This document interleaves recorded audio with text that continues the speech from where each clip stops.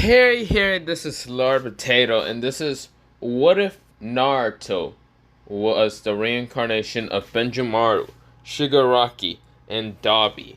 Part 5 of this What If. Now, yes, I'm gonna have to go into a recap of what the hell happened last time, but yeah, since this is part 5 of this What If, now, let me just go into what's called part 4 of the recap and all that. But before I go on, I did mention, yes, I don't care that much. Well, not care. I just want to end off this series. I want to end off a couple of old series, but yeah. And of course, this is kind of like 8 to 7 months ago. Old What If, but yeah. So, of course, I'm going to end it off. And yeah. Of course, I did kind of change the thumbnail a little bit, yeah. Mostly giving Naruto the eyes of, Benimaru. But of course being different. So I'll explain that why it's kind of different, but yeah. But let me begin into this what if and let me shut the fuck up. But yeah.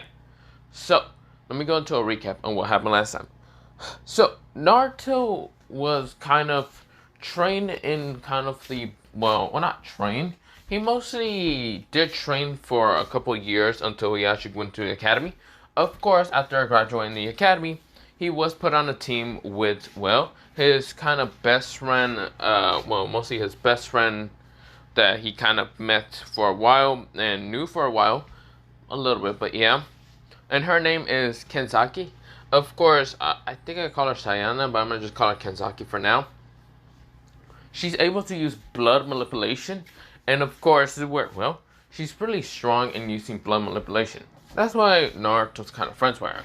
Of course, when they were kind of younger, a little bit from being 12 years old, they actually did fight each other, but of course, Naruto was a little bit more powerful than her. But yeah. Of course, then there's the third teammate that's named Psyche. Yes, I don't remember what I call him, so I'm going to call him Psyche. And if you don't know who Psyche is, if you're thinking from the anime Psyche K, yeah, I'm just taking that guy's name. And yes, this guy's going to kind of look like Psyche K. Except for the pink hair. He kind of has bluish hair, but yeah. Of course, their team leader is named Conro. Of course, Conro is like, the sensei, partner, friend of like Benimaru from Fire Force. So yeah, that's like the sensei for this one. But yeah, Conro was kind of the sensei. Of course, he did a team kind of test and all that to see the skills of Psyche, Kenzaki, and also, Benimaru, who he actually did change his name to Benimaru Uzumaki, and Conro was actually fine with Benimaru, calling him Benimaru, but yeah, or Ben, for just short. Of course, they all managed to defeat Conro Sensei. Of course, they managed to, the next day they were going on D-rank missions, but of course, they kind of went further with a C-rank mission that was they went on a C-rank mission to kind of help, what's it called? A person, like a princess in need of help mostly because she's a princess somewhere to a small village. Of course, after, Benimaru and the others said help her get rid of the bandits, truly the true villains that actually appear that village actually appeared. It was mostly an A-rank ninja with someone actually helping him. Now, he had both of the kind of Kiba blades, able to use lightning, and I forgot his name. He had green hair, but of course, he had someone helping him and kind of seeing the attacks of Naruto. Naruto was fighting him, and of course, Naruto did use his decay ability to decay one of the Kiba blades and then burn the shit out of, the last attack, and burning the shit out of, the Kiba blade user. Of course, taking the, last Kiba blade that he had because he didn't destroy both of them. Of course, they went back to the village. Of course, Kensaku was pissed at Naruto for the fact that Naruto fought them all by himself. And, of course, she had to run away because, she had to look for Conro Sensei and Psyche just for help. But Naruto didn't need help just because he was wanting to do it all by himself. Of course, the princess that was in that village was very happy and thankful for Benimaru. Of course, we go into, After all that, they went back to the village, of course, where, well, Hiruzen was shocked to believe that Naruto has one of the Kiba Blades. And of course, Naruto had to lie about burning the other Kiba Blade because he's not trying to show off his DK still. But of course, well, he did met with someone named Higurashi, who was kind of a shop owner. Of course, is where Naruto traded the Kiba Blade for another blade. And of course, I forgot what was the original blade that I mentioned last time. So of course, I'm gonna just change it to kind of being this kind of like reddish sword. It's like reddish line sword that can transform into having crimson red flames because thanks to the chakra metal that I had. Of course, if I can remember right, I think I also did mention that was a car he would get fire tantos. So of course, Naruto, well, not fire tantos, fire daggers, like these daggers that can go into flame with flame chakra. But yeah, of course, this is where Naruto did activate the sword right in front of what's it called, Tenten, because Tenten was complaining. But of course, this is where, well, Naruto's easily able to activate fire from this, well, sword and all that. Even though it has chakra metal to kind of already be able to just activate it if you just add chakra. No, it became a red flame thanks to Naruto's already potentially strong flames. So of course he did add flame chakra. So that's why it kind of turned into crimson red. Of course, well, we go into Naruto and the others taking another secret mission, and that is to help Tazuna and bring him back to the land of waves. So let's begin there and shut up, okay? Well, let me shut up, but yeah, it's been 6 minutes. I'll probably put the what's called timer of when the recap ends.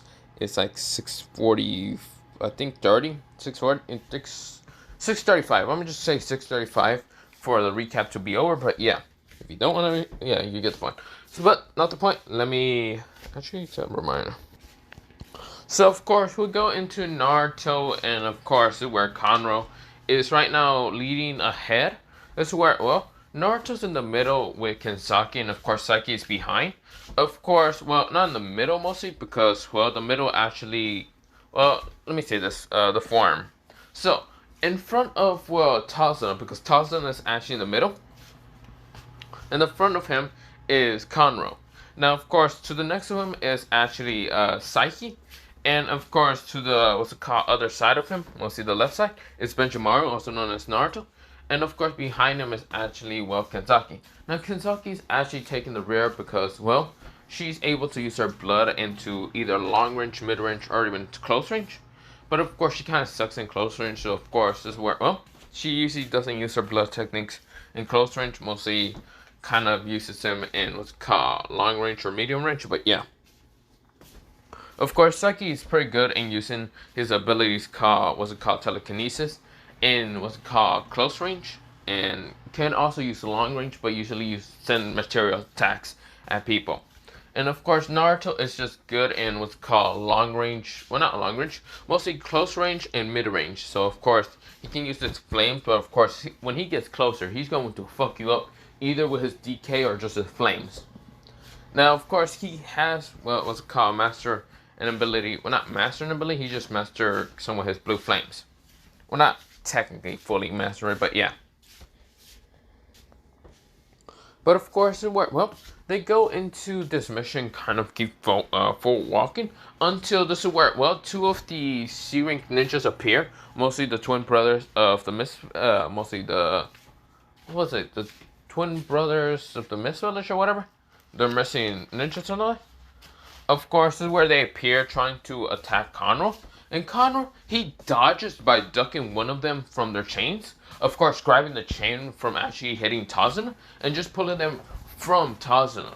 This is where, well, when they kind of get pushed, or mostly grabbed and thrown away, this is where, well, both of them kind of nod at each other and rush towards Conroe. And this is where Benimaru appears. Right now, appearing by putting his leg, his, what's it called, left leg forward, putting his right leg behind him, and this was slamming a palm strike. A fire palm strike into one of the brothers. This is where the guy kind of gets hit and launches into a tree, while his brother is still connected with the chain and other, kind of gets pulled with him and smashes into the tree together. Of course, Conroe kind of knocks the fuck out of the other one, and just knocking them out. This is where, oh, both Naruto and Kanro seem to be working really good together. Because, well, for some reason they have these, no, let me say it again. They have this odd connection that they know each other, but really they still don't know each other much. But yeah. Of course, this is where Naruto's actually pretty calm and relaxed around Kanro. Because, well, yes, Kanro is, well, this Kanro right here is actually the reincarnation of Kanro from Fire Force, so yeah. Of course, this is where, well, he has a very calm, collected presence around him, and it actually does help Naruto with his emotions. But yeah, somewhat, but yeah. Of course, we go back into Naruto. Naruto and Kanro seems to be taking in a deep breath, and then kind of like, well, breathing it out. This is where, oh, Kenzaki says, yeah. Well, should I tie them up, Sensei? This is where, oh, Kanro says, yes, can you please do that, Kenzaki? Kenzaki right now kind of like slicked her kind of wrist and all that. Or not wrist, mostly her hand. And of course, Naruto kind of like flinches a little bit. Because he knows of how Kensaki's blood manipulation works and all that. But of course, it still kind of pains him that she has to do that most of the time. But of course, just because they've been friends for a while, and of course, he had attachment emotions towards Kenzaki, but yeah. Kenzaki looks at Naruto, really confusing why he's kind of looking at her but like that. But yeah, this where Psyche is just looking around just to see anyone just go into a sneak attack them. Of course, he's right now. Psyche does have materials around him, like shurikens and kunais and all that he can actually like split apart the atoms, and of course it's making them sharper. But yeah, he is not that much well, he's not that strong in his Psyche ability, but he's still pretty damn strong. He's able to, well, lift up some people who aren't that heavy pretty easily. But if people are heavy to him, he has to just kind of push through his limits to kind of push them away. But yeah. His Psyche ability is completely different from gravity. Of course, he can easily, lift up things pretty easily. Small objects. But that's just because the gravity isn't dense on them. But yeah. Or the gravity on the Earth isn't that dense. So of course, it's completely different from gravity. You know how gravity, you can either reverse the gravity or just switch put the gravity 10 times or whatever. Yeah, Psyche's completely different with his telekinesis ability, but yeah.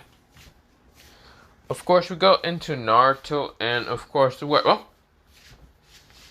we go into, well, interrogating the brothers. Now, of course, the two brothers refuse to say a lot of things until Kenzaki kind of uses her blood to stab a needle upon them and nullifying, well, some of their kind of limbs. This is where they were getting scared, and Kenzaki was actually getting more sadistic every time she does this. This is where, she's kind of having this crazy look in her eyes, and this smile that's right now grinning around her face. And this is where, well, Naruto kind of just had this kind of, well, something in his mind that just said the word hot. And of course, Kurama said, oh, I never knew that the young Benimaru would actually fall in love with someone. This is where Naruto says, God damn it, Fox. I didn't say anything, you can't prove shit. Or really, I can't prove anything, huh? Okay, fine. I'll let you have your fun. Smart Naruto says, shut up. So, Psyche is right now looking around, and of course, well, he is looking around just because he doesn't want to see Kensaki's crazy look, but yeah. Of course, where both of them explain about Zabuza and someone else helping him and blah blah blah, and the fact that they were hired to kill Tazuna from Gato and other things. So where Tazuna is sweating more and more after they keep talking and explain further. This is where Naruto then had enough of them and just blasted him with blue flames. This is where Kenzaki kind of like looks at Naruto and says, "Hey, that was." This is where Naruto says, "Torturable." Yes, I know that. Just we don't need to look at him most of the time. And so Naruto looks ahead and says, "So, Conro, should we move forward or should we go back?" Yes, Tazuna tries to beg and please, but of course both of them just ignored. Was it called Tazuna? This is where Conro sings, We should probably go forward. You're not scared of anything, right, Benimaru? Benimaru says, nah, hell nah. Good. Maybe you can train with that sword right now you have to fight against, well, Zabuza. Bet. This is what, well, they both go towards what's called the Battle of, well, where, what's it called, original canon, Kakashi was supposed to meet Zabuza. Mostly crossing the river, and of course, kind of get into the line of webs, but yeah. Of course, when they get there, they kind of do meet with Zabuza, and Zabuza still throw his blade straight towards him. This is where Kano ducks and everyone ducks except for Benimaru. Benimaru actually pulls out his blade and adds what's it called fire chakra that actually splits the kind of like executioner blade into two. Right now, flying past him and smashing into two trees. This is where Zabuza is shocked and says, "I see. You're pretty dangerous now that I think about it. But I won't lose." This is where he appears next to his cut blade, and of course, is where he grabs the other piece. This is where, well, Zabuza says, "I'm about to take your blood, brats." This is where he rushes at what's called Naruto. And Naruto, he dodges the slices, but yeah, just keeps dodging them. And this is where, well, Naruto is seeing what's called, Zabuza keeps trying to do it. And this is where Kano kind of sees the battlefield. This is where Kanzaki, she gets ready to actually use her blood and all that. Until, well, Kano says, "Stop, both of you." And so, both of them are confused because Saki was actually about to use the material. And around him to kind of hit what's called Zabuza. So Kano says, "I want to see Naruto's sword technique, so let's first go against, well, to see what's happened." That's where Naruto's dodging, and this is where Naruto, he puts his sword away. And then grabs both the executioner blades, of course cutting his kind of hand like his palm and all that. But of course Naruto has all 5 fingers touching the blades. So also says, "Huh, you idiot." He is right now wide his eyes when he saw both the executioner pieces disappearing into the wind. Naruto just decayed them, destroying them from existence. And this is where Naruto then fucking uppercuts Zabuza, then fucking appears on top of him and smashing him down to the ground with an axe kick. And so, Naruto then says, "Fire style, fire palm, a striker." This is where he appears in front of Zabuza, and before Zabuza can even react fast enough, when he gets up, he gets hit by the fire palm strike, and just like fire appears behind him, he is knocked down for the count. This is where Haku appears, and this is where before Haku can even leave with Zabuza's body, she almost gets hit by a senbon made out of blood, but yeah. But for right now, I'm thinking I'm just leaving it off here for, well, just part 5. I know it's short, but I'm getting kind of tired, but yeah. I didn't expect myself to get tired, but other than that, have a nice potato day, potato night, potato day, potato, and good night. Bye.